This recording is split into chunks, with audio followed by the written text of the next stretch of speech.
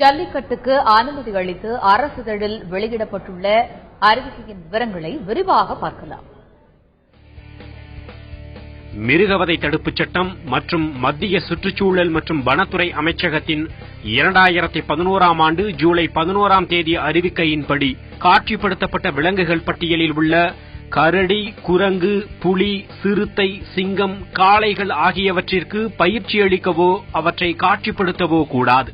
எனினும் ஒரு குறிப்பிட்ட சமூகத்தால் பாரம்பரியமாக கடைபிடிக்கப்பட்டோ கலாச்சாரத்தின் ஒரு பகுதியாகவோ விளங்கும் தமிழகத்தில் நடக்கும் ஜல்லிக்கட்டு மகாராஷ்டிரா, கர்நாடகா, பஞ்சாப், ஹரியானா, கேரளா மற்றும் குஜராத் மாநிலங்களில் நடக்கும் ரேக்லா பந்தயத்தில் காளைகளை மட்டும் காட்சிப்படுத்தவோ அல்லது பயிற்சி அளிக்கவோ செய்யலாம்.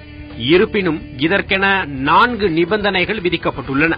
அதில் பாரம்பரியமாக ஆண்டுதோறும் ஜல்லிக்கட்டு நடத்தப்பட்டு வரும் மாவட்டத்தில் ஆட்சியரின் அனுமதியை பெற வேண்டும். ரேக்லா பந்தயம் 2 கிலோமீட்டர் தூரத்திற்கு உள்ளாக சரியான பாதையில் நடத்தப்பட வேண்டும். ஜல்லிக்கட்டை பொறுத்தவரை காளை மாடு வாடிவாசலில் இருந்து வெளியேறியவுடன் 15 மீட்டர் தூரத்திற்கு உள்ளாக மட்டுமே அடக்கப்பட வேண்டும். போட்டியில் களமிறக்கப்படும் காளைகள் உடல் ஆரோக்கியத்துடன் உள்ளதா என்பதை கால்நடை வளர்ப்புத்துறை முறையாக பரிசோதிப்பதுடன் ஊக்க மருந்துகள் கொடுக்கப்படவில்லை என்பதையும் உறுதி செய்ய வேண்டும்.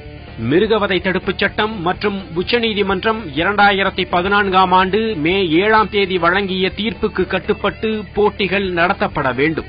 மாவட்ட நிர்வாகத்தின் அனுமதி பெற்றே ஜல்லிக்கட்டோ ரேக்லா பந்தயமோ நடத்தப்படுவதுடன் காளைகள் எந்த விதத்திலும் துன்புறுத்தப்படுகிறதா, காயப்படுத்தப்படுகிறதா என்பதை மாவட்ட மிருகவதை தடுப்பு அமைப்பு மற்றும் மாநில விலங்குகள் நல வாரியம் கண்காணிக்க வேண்டும் என்றும் அறிவிக்கையில் தெரிவிக்கப்பட்டுள்ளது.